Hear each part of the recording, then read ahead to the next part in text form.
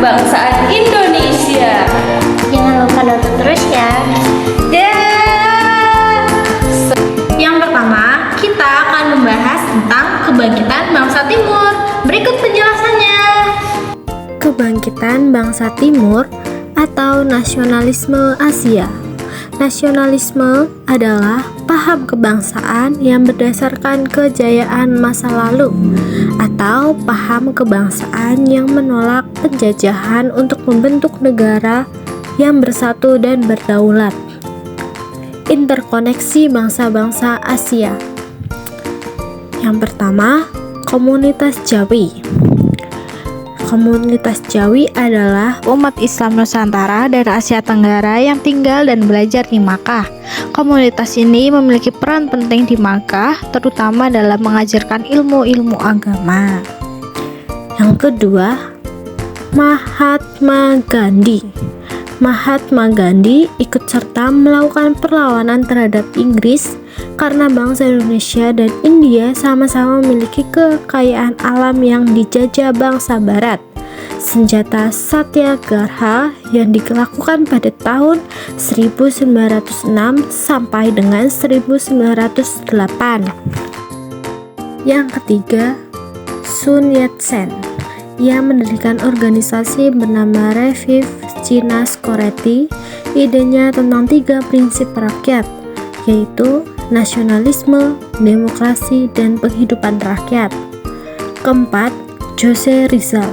Lahir pada 1861, seorang reformis Filipina. Sebagai seorang sastrawan dan novelis, ia memiliki pemikiran nasionalisme dan karya-karyanya menjadi serangan tertulis terhadap Spanyol. Berikutnya kita akan belajar tentang munculnya embrio kebangsaan dan nasionalisme Indonesia. Berikut penjelasannya.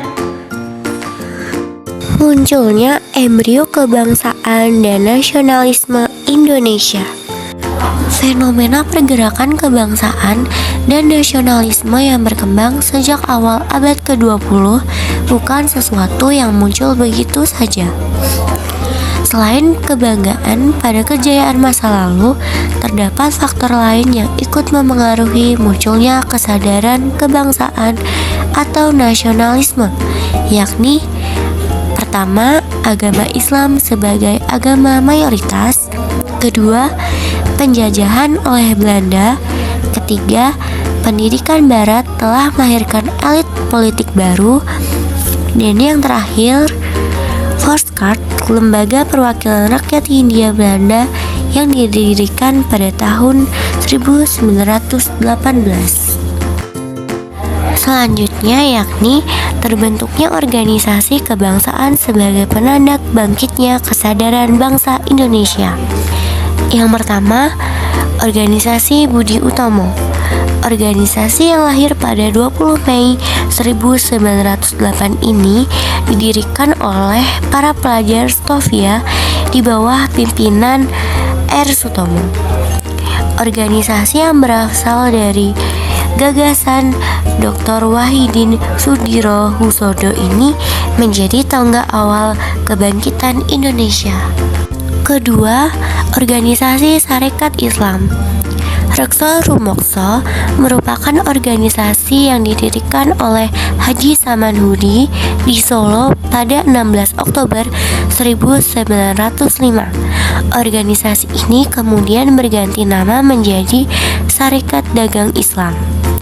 Tujuan didirikannya SDI adalah untuk menggalang kerjasama antara pedagang Islam demi memajukan kesejahteraan pedagang Islam Bumi Putra. Yang ketiga adalah organisasi Indis Partij. Indis Partij adalah wadah perjuangan pertama yang berwujud partai politik berideologi nasionalisme yang berdiri pada 25 Desember 1912 di Bandung. Organisasi ini terbuka untuk semua orang di Hindia Belanda dengan program perjuangan mengusung nasionalisme Hindia. Tokoh utama Indis Partij adalah Dawes Dekker, Cipto Mangunkusumo, dan Suwardi Suryaningrat. Perang Dunia Pertama dan pengaruhnya di Indonesia.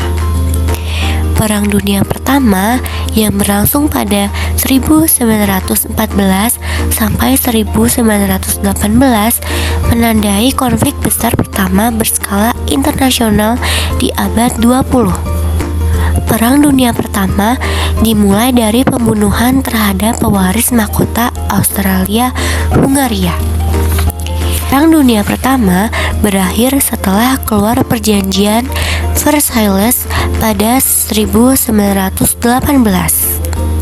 Dampak yang ditimbulkan berupa krisis ekonomi akibat perang yang terjadi di Eropa, kemudian menghambat kegiatan ekspor dan impor. Kongres Sumpah Pemuda dan Kongres Perempuan. Kongres Sumpah Pemuda. Inisiasi untuk menggunakan bahasa Indonesia sebagai bahasa persatuan datang pada kegiatan Kongres Pemuda 1 pada 30 April sampai 2 Mei 1926. Kemudian rapat kedua diadakan pada 28 Oktober 1928 bertempat di gedung Osjava Bioskop. Rapat ini membahas persoalan pendidikan. Kongres Perempuan pada tanggal 22 sampai 25 Desember 1928 bertempat di Gedung Dalem Jayadipuran, Yogyakarta. Kongres Perempuan pertama diadakan. Hasil dari kongres ini adalah terbentuknya Perserikatan Perhimpunan Istri Indonesia. Organisasi ini diketuai oleh Nyonya Suwandi. Pers dan Sastra Pembawa Kemajuan. Tirto Adi Surjo merupakan orang pribumi pertama yang menggunakan surat kabar dan terbitan berkala sebagai alat pembentuk pendapat umum dan propaganda ide nasionalisme kebangsaan. Dan yang terakhir, kita akan belajar akhir masa negara kolonial Belanda. Berikut penjelasannya.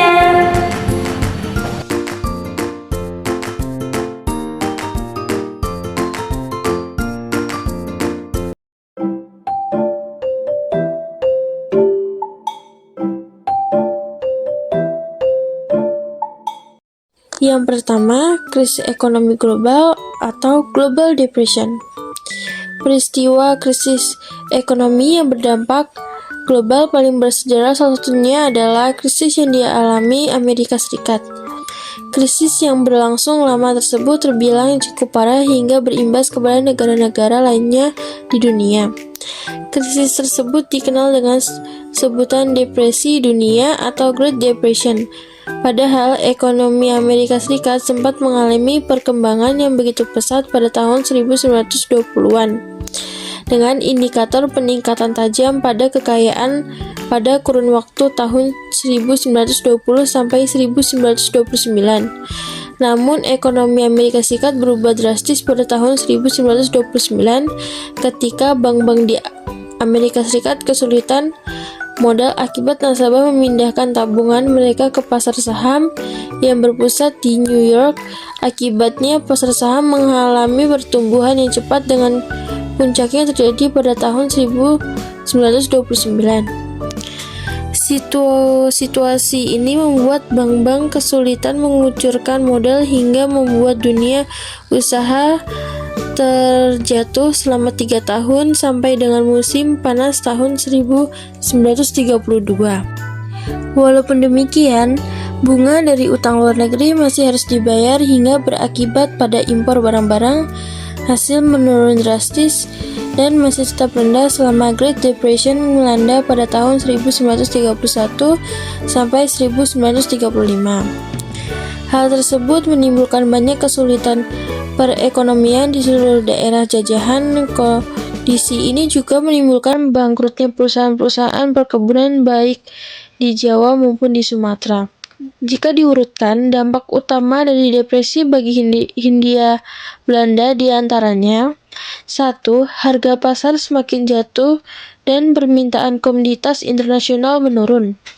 2. Terdapat permasalahan dalam usaha tanam perdagangan khususnya gula dan karet.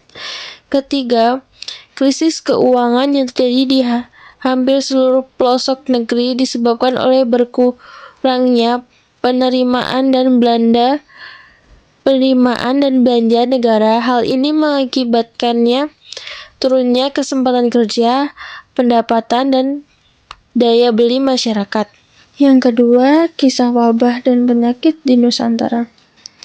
Sumber tetua mengisahkan bahwa penyakit di bumi Nusantara adalah sebuah naskah lontar kuno yang dituliskan dalam aksara Bali dengan bahasa Jawa kuno pada tahun 1462 saka 1540 Masehi.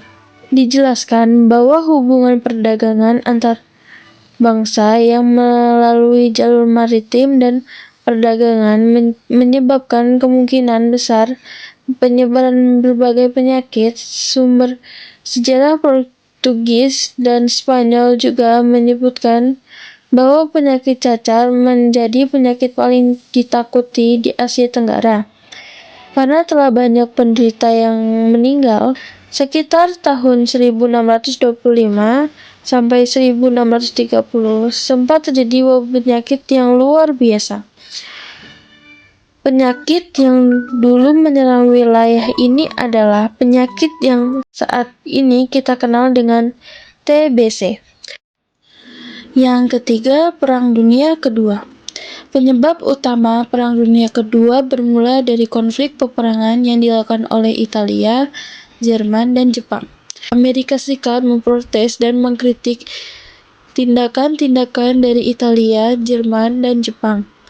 Di sisi lain, Inggris dan Prancis justru setuju dan membiarkan Benito Mussolini atau Italia dan Adolf Hitler Jerman mengambil dan menguasai wilayah yang ingin mereka kuasai. Namun, keserakan Hitler pada Maret 1939 membawanya untuk melanggar perjanjian tersebut dengan mengambil alih sisa negeri itu.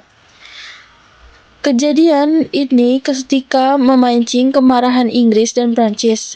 Di sisi lain, pada Mei tahun 1939, Italia dan Jerman menandatangani sebuah perjanjian untuk saling membantu dalam urusan peperangan. Hitler dan para pemimpin Jerman yang lainnya meyakini kekalahan Jerman pada Perang Dunia Kedua. Terdapat dua faktor yang melatar belakangi terjadinya Perang Dunia Kedua, yaitu faktor umum dan faktor khusus. Faktor umum disebut diantaranya sebagai berikut. 1. Kegagalan Liga Bangsa-Bangsa (LBB) menciptakan perdamaian dunia. 2. Munculnya keinginan melebarkan wilayah ekspansi dibanding ekonomi. Irendeta, Italia, Lebensraum, Jerman, dan Hakko Ichiu, Jepang. 3. Munculnya paham ideologi yang saling bertentangan, yaitu panisme, komunisme, dan liberalisme. 4. Terdapat perlombaan pembuatan senjata antar negara dan bangsa-bangsa untuk memperkuat dan memperkokoh diri. Terakhir, detik-detik Belanda menyerah kepada Jepang. Perjanjian Kalijati adalah sebuah hasil perundingan pihak Belanda dan Jepang yang ditandatangani sebuah rumah dinas milik seorang perwira staf sekolah penerbangan Hindia Belanda di daerah Laon Kalijati, Subang, Jawa Barat pada 8 Maret 1942. Isi perundingan Kalijati tersebut adalah bukti sejarah awal berakhirnya era pemerintahan kolonial Belanda di bumi Nusantara, di mana pemerintah tersebut segera digantikan oleh pemerintahan militer Jepang. Singkat cerita, pada sore 7 Maret 1922, Lembang berhasil dikuasai Jepang sehingga memaksa KNIL melakukan gencatan senjata. Pada Maret 1942, Jenderal Imamura meminta agar perundingan dilakukan bersama dengan Gubernur Jenderal Tejarda van Starkeborgh Stadschuwer di Kalijati, Subang. Singkat cerita, akhirnya Gubernur Jenderal Tejarda dan Lieutenant Jenderal Terporten mau menandatangani dokumen kapitulasi atau penyerahan tanpa syarat pemerintah Hindia Belanda kepada pemerintah Jepang. Sekian dari kami. Semoga bermanfaat. Sampai jumpa.